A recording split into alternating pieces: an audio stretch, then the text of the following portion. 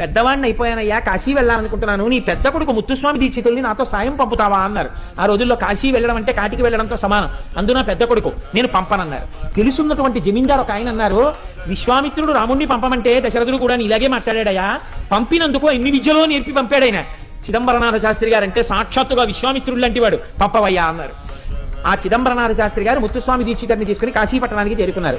5 సంవత్సరములు రోజు గంగా స్నానం, కాశీ విశ్వేశ్వరుడి దర్శనం, గురుపాద సేవ.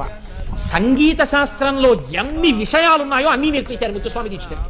ఒకనొక రోజున పిలిచి అన్నారు, నీకు నీ తల్లిదండ్రుల దగ్గరికి వెళ్ళిపోవాలని లేదా అని అడిగారు.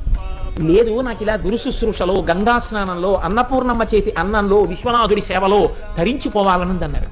నువ్వు అలా అనకూడదు నాన్న, నువ్వు నీ తల్లిదండ్రుల దగ్గరికి వెళ్ళిపోవాలి. గురువు గారు మీరు అన్నారు. ఆయన నవ్వి అన్నారు, నా కాలం అయిపోయింది, నేను ఈ గంగలో కలిసిపోతున్నాను అన్నారు. అంత మాట అనవద్దు అన్నారు ముత్తుస్వామి దీక్షితర్. ఇద్దరూ కలిసి గంగా స్నానానికి వెళ్ళారు. రోజు గురువుగారు ముందు దిగేవారు.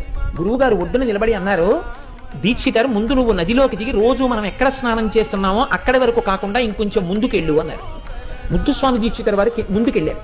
ముందుకెళ్ళి నా కాళ్ళకి ఏదో తగిలింది అన్నారు. ఏది తగిలిందో అది చేతులతో పైకెత్తు అన్నారు.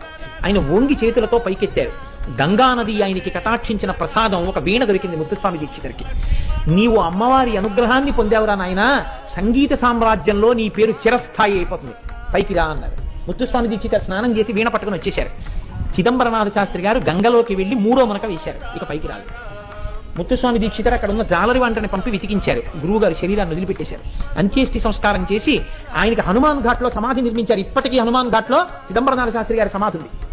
అక్కడ నిర్మాణం చేసి అక్కడ నుంచి బయలుదేరి మళ్ళీ తిరిగి తన ఊరు వచ్చారు.